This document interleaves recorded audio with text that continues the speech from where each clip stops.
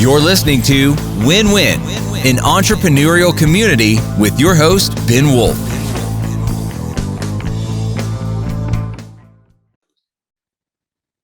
And welcome to Win-Win, an entrepreneurial community. This is Ben Wolf, your host, back from a little hiatus, missing episodes for the last few weeks. So happy to be back and sharing with you guys from our guest how anyone can hire ridiculously successful people. That is what we're going to talk about today with our guest. Remind everybody to subscribe, leave a review on this Win-Win podcast. And with that, I want to get into introducing our guest today, who is the CEO of Stride Search. He's also the author of the recently released book, Healing Career Wounds, Your Startup's Secret Weapon to Attract, Hire, and Retain Ridiculously Successful People. And who wouldn't want to retain ridiculously successful people? In the show notes and description and social media, we're going to share the link to get that book. He's also the host of the Hire Power radio show and podcast, Hire spelled H-I-R-E, Hire Power radio show and podcast. Share the link to that too. You can find out more about him at stridesearch.com. And I give you Rick Girard. Welcome, Rick. Hey, thank you, Ben. Thanks so much for having me. Well, I do appreciate you making the time to come on here. And if you don't mind starting off with what I ask all my guests to start off with, which is, what is a quick 2-minute background and story on, like, how did you come to be talking about this topic, hiring ridiculously successful people, hiring processes? Like, how did you get here today? What's your quick 2-minute background? Yeah, totally. So my background's in retained executive search primarily. I've been doing that for a good part of my career. I started out actually building tech companies in the Silicon Valley, and I've been in that realm for probably the past 300 years or so. It feels like Okay. I look really good for 300 years old, huh? Yeah. Now I know why you have hair.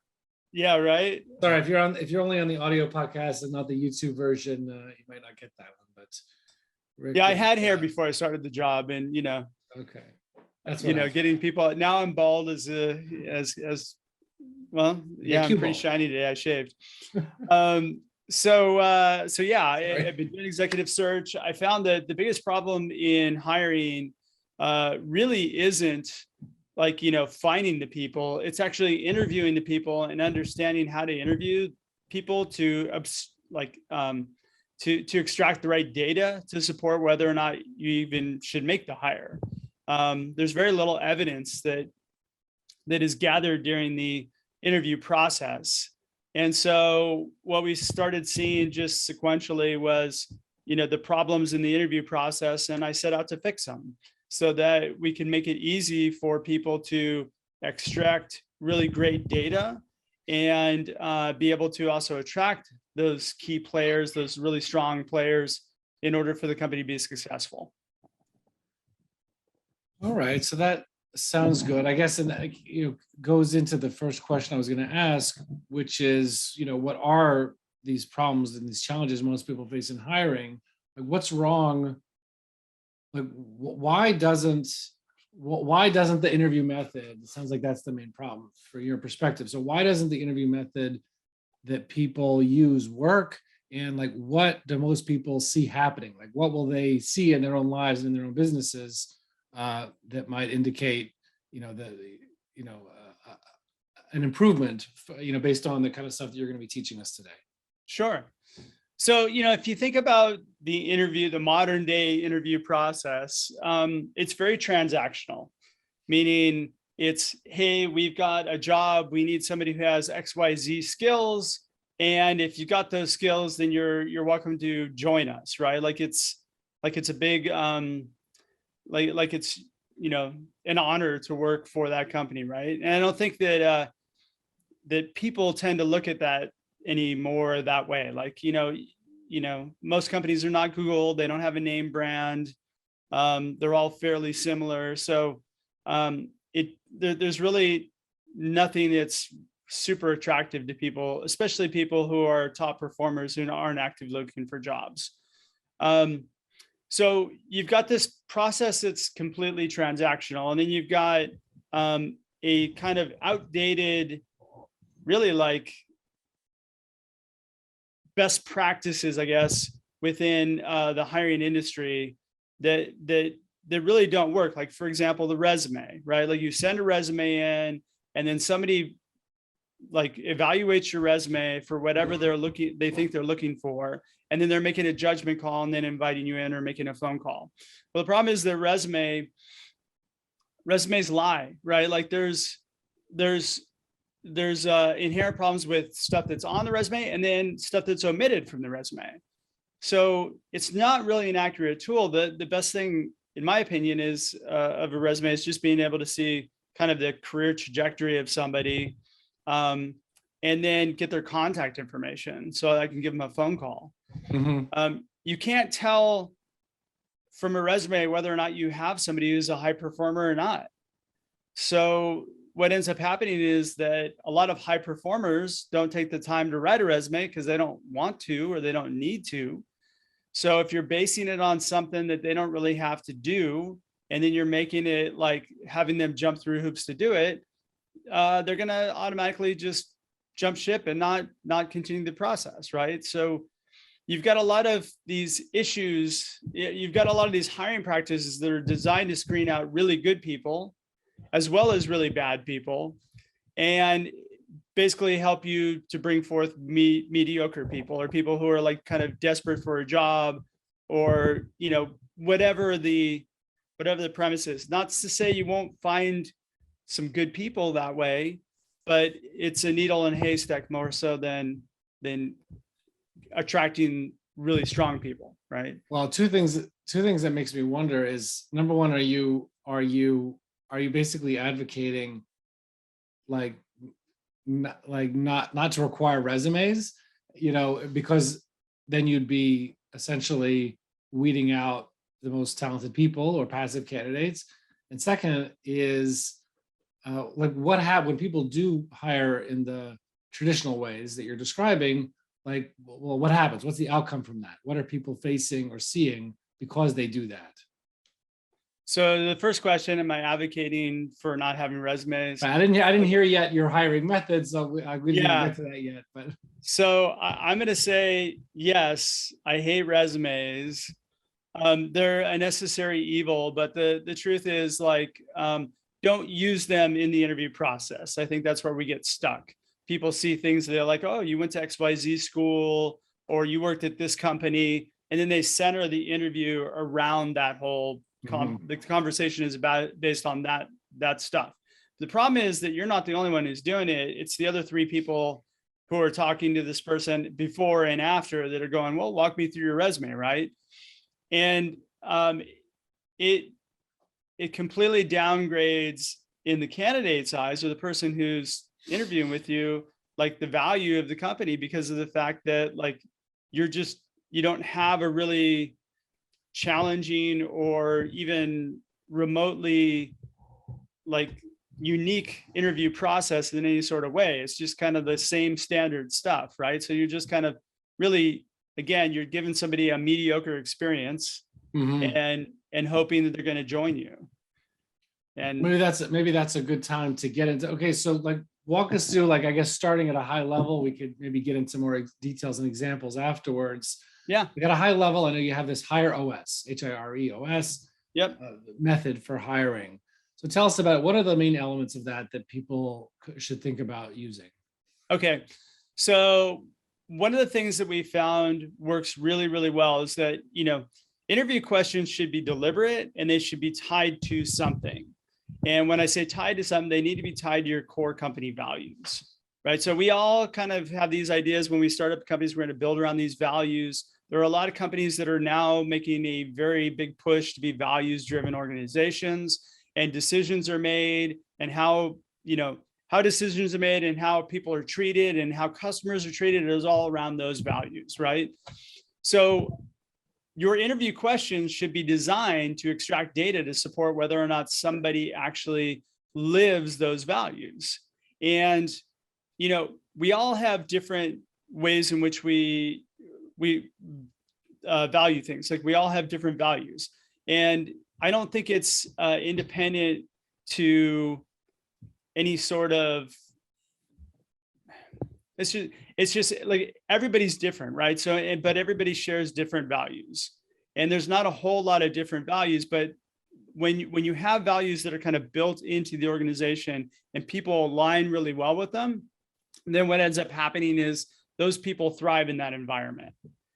And I would argue, and there's quite a bit of data out there that supports that most people who don't make it within an organization or end up leaving tend to be more in a misalignment with the values of the company than they are, or the culture, however you want to label it, than they are with the actual skills. Right. What can you give a couple of examples of what asking questions based on values looks like? Yeah, absolutely. So the operating system that we developed is basically, so you start with the core values, you build your job descriptions, and then you build the interview questions around those values. So in the job descriptions, you put a lot of that language into the job description. The interview questions we build are behavioral questions that are designed to get to the core of whether or not somebody aligns with the organization. So I'll give you an example of that. So let's say you have I just did one of these for a client a while ago.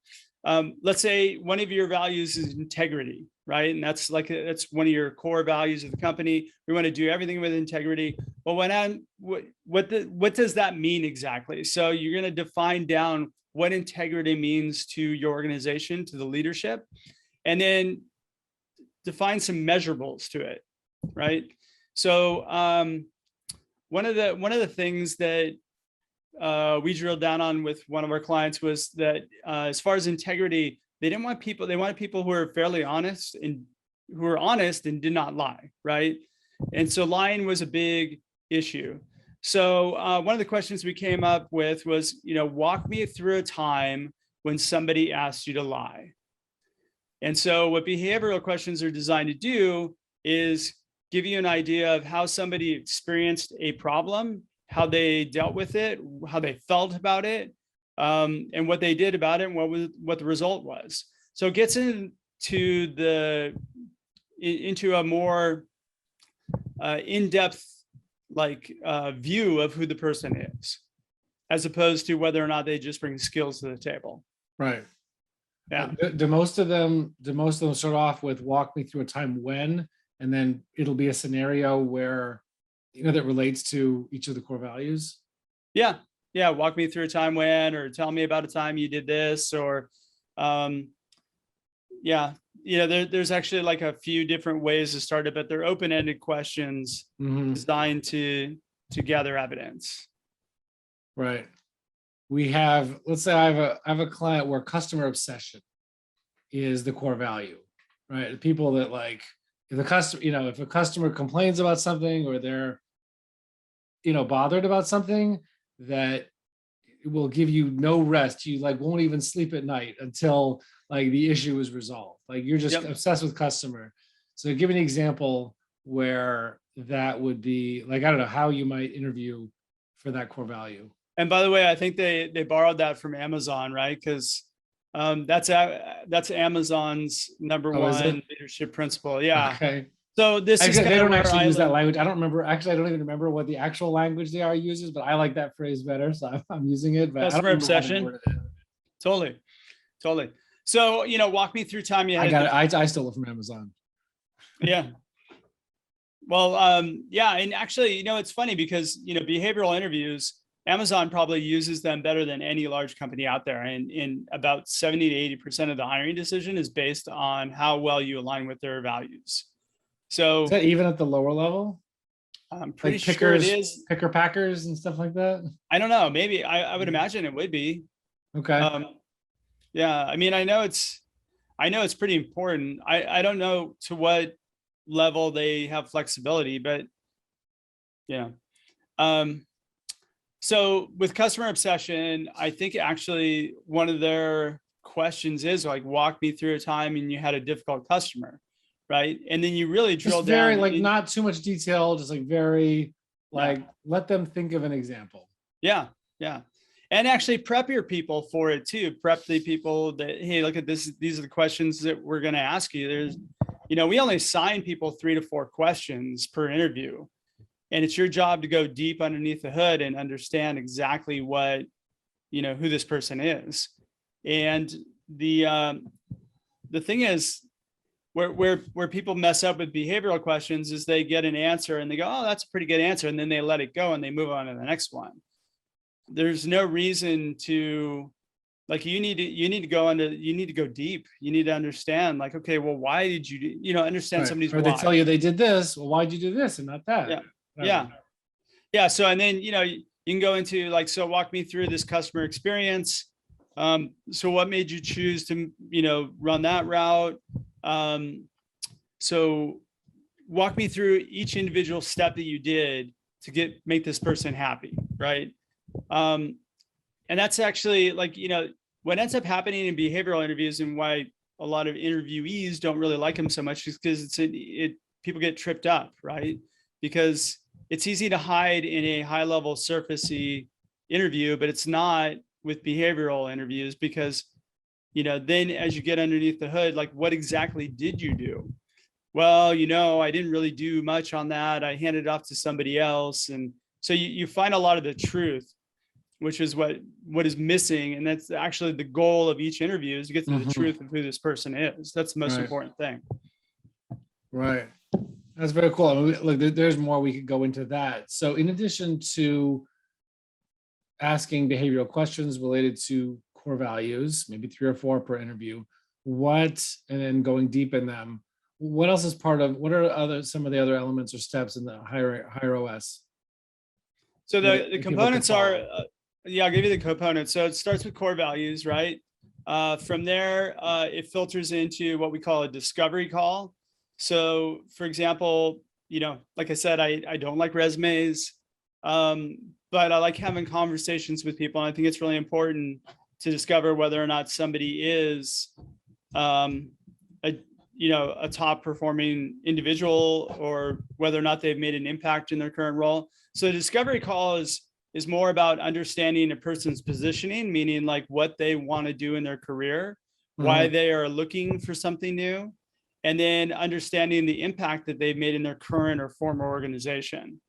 And impact isn't just their job, it's something above and beyond their, they're pushing buttons on a daily basis. High performers tend to find things to do, and they tend to know exactly how they did it. And they tend to, they tend to make an impact within the company. So, well, I guess if you have any stories or examples of how people or you have used, I guess this the screening interview process to focus on different types of things than you mentioned in the interview itself, right? Which is, I guess understanding, it sounds like their story. Like if you have a story that I can get my head around that makes sense, why you're here, why are you looking? Like, and like you said, what impact did you make? So if you have any examples or stories about that, or if you could explain a drop more about what does it mean impact, is that on a deeper level than in your job? Like, what do you mean by that? Okay. So we run off like 3 pillars: pain, desire, and impact, right? So first, in order for somebody to really make a move from where they are, there has to be some sort of career wound, right? There has to be a reason why somebody would be open to talking to you. Right. And then, most people will, there's been statistics out there running for years that, and actually we're experiencing the great resignation right now. So there are a lot of people that are open to switching jobs for various reasons. A lot of people stuck it out through COVID. Now that COVID's kind of passed, now they're excited to move on to something new. So so somebody's got to have some desire, like some reason why they want to make a move. Right. Second is the desire. So people they should be able to tell you exactly what it is they want to do, from the type of company they want to work with, the type of work they want to do, and the type of culture they do well in. Right. So if you get somebody telling you that, hey, I'm looking for a very large company where I can kind of just go in, do my 9 to 5, clock out and go home. And you're a startup and you're hiring somebody like that. Wouldn't you want to know that before you bring them in there for an interview? So that's what we're trying to do. We're actually setting up a kind of system of checks and balances with that to understand, well, okay, this person's positioned well for the organization. Let's bring them in for an interview. Right. And then the impact is their time then to like market to you, to brag a little bit about themselves and what they've done. And, you know, most people don't do this very well. I don't market myself very well, but the truth is, you know, when I'm walking through like one specific project that I did that it was impactful to the company, and I can talk about exactly what I did and how I did it, then that gives me a really good snapshot as to what type of person I have. Do I have somebody who's a builder, which if you're a startup, you want builders. You don't really want people who are, you know, maintainers, Right. you know, who just want to come in, sit down there for 9 to 5 and then leave. Right. And you know, Well-established, highly regulated process. Yeah. And those people are great, but they're not good for in certain roles. And if you put like a maintainer in a startup and expect them to build something, you're setting them up for failure. And that happens all the time when I see people pulling people out of like, you know, Google and Facebook who have all these resources and these huge teams, and they want them to like start being scrappy and start up something from, you know, from nothing. Right. And so you just set people up for failure that way. Right. And then, you know, then we get the additional questions, and then, you know, we want to understand who the person is and what's important to them in that discovery call. And if we align, then we connect the dots for them. We let them know where we align. We let them know where we don't align, and then ask them what they'd like to do. So, you know, here's where I see you're fit. Here's where I see you're not a fit. What do you think? What would you like to do? And most people at that point will either say, you know, hey, you're probably right. I'm not a fit. Actually, most people say, hey, you know, if you make it through that full conversation, they're gonna be like, yeah, I'm interested. Let's talk. And then you're bringing somebody into a different experience than what they're getting from everybody else. Right. And that's so important, because if you're trying to set your special little company up as something that's like great, then don't do the same thing that everybody else is doing. You know, bring them in, you know, don't have questions prepared that you're going to ask them, just kind of like wing it, and then expect that somebody's going to be, you know, super attracted to your company at the end of the process. A lot of times they're scratching their head. They're like, oh, I don't know. I don't think we could have paid them enough. They went somewhere else, and they look for ways to justify it. Right. The truth is the person didn't accept your offer because you gave them a horrible interview experience. Like they didn't see any reason or any value in joining your company. That's it. Mm-hmm. So you have the screening interview, kind of get the context, see if it makes sense to invest both sides' time in a real interview. You have an interview that's based not on resume, but they should be making an interview that has, you know, maybe 3 to 4 behavior-based questions related to your core values. You know, maybe we can cover one other element or story if that makes sense, you know, of someone using this. More, are there any other elements of this HireOS? Like we mentioned, those two categories of elements. Yeah. So the four steps, sorry, I didn't mention that. So it's like the values first, then the discovery call, then the interview. And the interview is broken down into kind of, we do 45 interviews with each person. They're assigned 4 questions. One of them is usually a knockout question. So 3 of the interviews are going to be, you know, we do between 3 and 4, depending on the size of the company. But the first interview would be a cultural value alignment. The second one would be like, we need to test somebody's skills and make sure that they're a fit. And they bring the right acumen to the company, right? So we actually do that in the form of a working session, as opposed to like a coding test or doing some other kind of. What is that? What's a working session? So a working session would be, here's a problem we're having. So we actually create like a specific problem. Maybe it's a problem the company's trying to solve right now. And we bring them in for a few hours, and they work with the team to solve the problem. And a lot of my clients will actually pay the person for that day, so they can come in and like they're actually working Wow. And they're working with the team to see how they communicate, how they problem solve, how What's well the they minimum grasp. level where that sort of interview works? Because I would imagine that for certain levels of hires that might, like a whole day for an interview, like I don't know, I don't know whether it's so strange. I don't know. It sounds very No, it's unexpected. not a whole day. It's not a whole Or day. half a day, even whatever, more than Yeah. an interview, and working and paid, like it's very unusual, and so I guess, is there a minimum level of employee where that makes sense, or that really works? Your experience tells you at any level. Well, it works at any level. I mean, you don't have to go a whole day if you're hiring somebody who's a driver, right? You just kind of have to bring them in. You could probably get that knocked out in an hour. But, for staff level positions, let's say, I do a lot of software engineering Mhm. type companies. So like software engineers, to get, 3 hours in with somebody is great. And they can work through and, do a design meeting or do some sort of meeting that um, would give them a really good snapshot of how they interact with the other people. You can test their skills. Wow. Yeah. So it works really well, at the leadership level as well, because then you're putting them in with the other leaders and you're walking through an actual challenge that you're having. So Well, yeah, that certainly stands out. Like if that's my second Yes. interview, right? That certainly stands out, and obviously, and with all of this, like it really, like people are so underwater very often, right? With everything that they have going on, and so to put this much work into, the preparation and execution of an interview process, it's a real investment.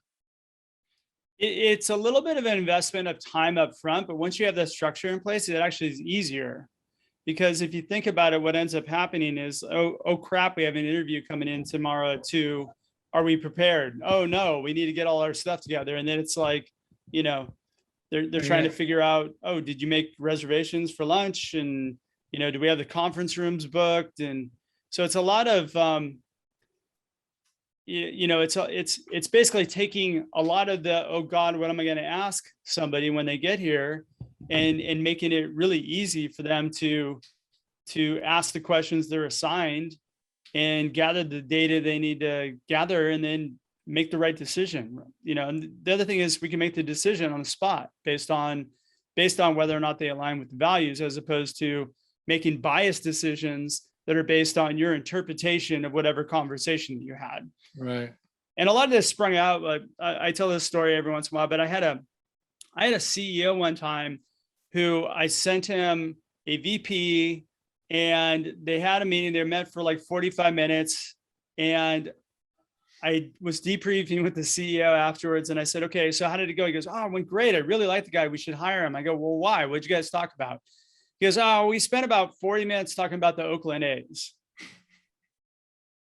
And I'm like, what does that mean? That was my light bulb that went off in my head, that like, look at, right. That's what our hiring decisions are based on. Yeah. So yeah. true. It's based on bias. Do I like Right. you? Yes. All right. I'll give you a shot. And that's just like, and then you have this expectation, and then they have this expectation, and it never meets. And so then Right. This is why like hiring statistics are so low. Like if you don't really have a structured interview process, you only have a 49% chance that you'll make the right decision. Right. So you're better off just going in, flipping a coin, going heads you're hired, tails you're not. Right. Oh my gosh. No, I mean, look, I know there's a lot more we could go into this. I mean, Healing Career Wounds is Rick Girard's book. Definitely check that out. We're sharing the link. I just want to ask one more question. There you go. If you're on the video version, he's holding it up, so you see exactly what it looks like. Looks like a tiger like ripped out the front of the book or something. So look for that on Amazon or wherever you get books, and I'll share the link as well.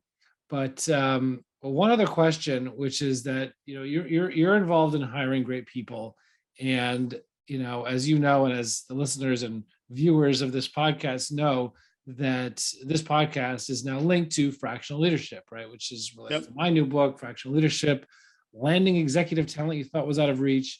So I'm curious to get your perspective, Rick, on, on when you're working with your clients, and what happens when there's an executive level hire, because fractional leadership really is focused on when you have an executive level need, but you can't afford, you're just not big enough, you can't afford somebody full time for that role yet, but you need somebody more experienced than whoever you have on your leadership team right now.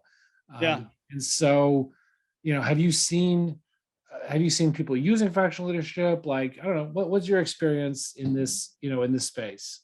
Oh, I have, and I do. And, I subscribe to, there's a great article that was put out by a guy named Steve Newcomb quite a few years ago. You can find it on medium.com, but it's called Cult Creation. Cult Creation? Yeah. Okay. And he's the guy who he built a company that is now Bing, right? Like Microsoft's Bing. They were acquired. But one of the concepts that he had in there is rent gold before you hire silver. Right. And right. I think it's why buy silver when you can rent gold, right? And I could see his point. I mean, I see where he's going with that. Yeah, and the premise behind it is, and I subscribe to it. I mean, like, if you don't have enough work to keep somebody going full time, hire the best part-time, or a fractional leader, I see it happening a lot on the CFO side, right? Fractional CFOs. But hire the best person you can on that side. It's not as costly, and it saves you just a ton as far as making a bad hiring mistake, right? Why is that? Why does it save you from making bad hiring mistakes, or why is it a better investment than renting silver, so to speak, like a lower cost person full time without as high of a level of experience?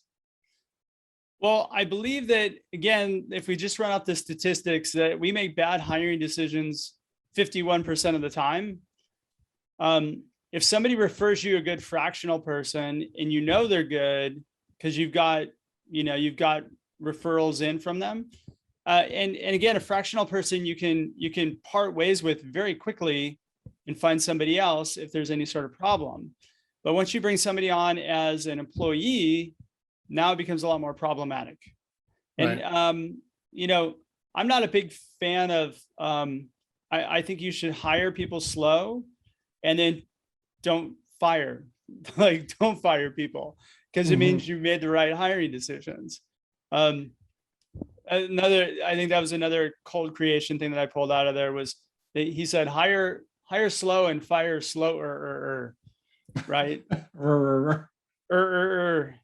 Because if you actually, if you take the time and you do a good hire, you don't have those problems. Then you're cultivating relationships with people, and you're building a lot of rapport with all the people that you have working for you, because they see that you're hiring the strongest people for the organization. Right.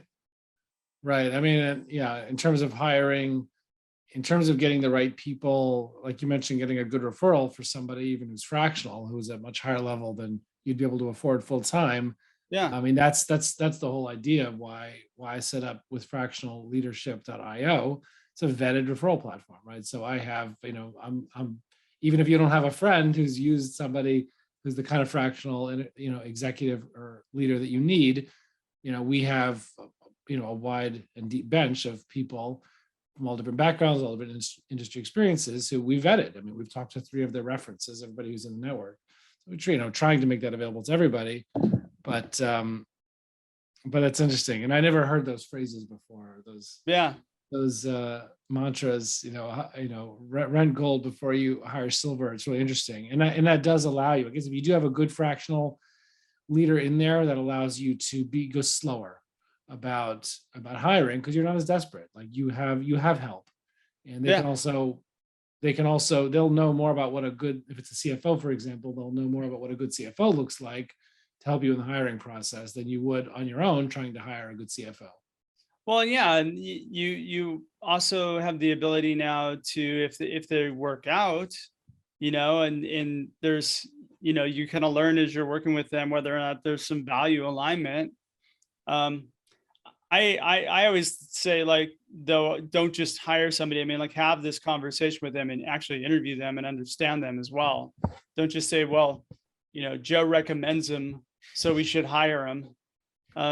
Because again, you're going to have problems there too if you don't. You mean follow the same process, essentially? Yeah, exactly. Yeah, makes sense. Exactly. And then, values-based questions and screening interview questions, all that stuff. Yeah, exactly. And I'm building a startup right now. And one of the things that, like, I'm renting a couple people right now. I'm renting some gold. And my challenge is, after, I already have vetted them and I've done them for a while, but like, my challenge is that now it's up to me to 100% like show the value so that they want to join. Right. Awesome. Yeah, no, this is really interesting. I think obviously you shared some great knowledge and insights. You can get more about Rick Girard and what he's teaching in a lot more detail, obviously, than what we're able to cover in this short interview. But Healing Career Wounds on Amazon, wherever you get books, stridesearch.com. Also, you can find out more about him. He certainly has offerings as well in terms of helping you formulate all this stuff, so you don't have to figure it out on your own just based on the book. So you can get his help or his company's help on that. So you definitely reach out for that. And I definitely appreciate you coming on, and thanks for being here today. Dude, thanks for having me. I love sharing great content with you and other people, for sure. Yeah, well, I appreciate you making the time, and we will see everybody else on the other side. Thank you. You're listening to Win-Win, an entrepreneurial community with your host, Ben Wolf.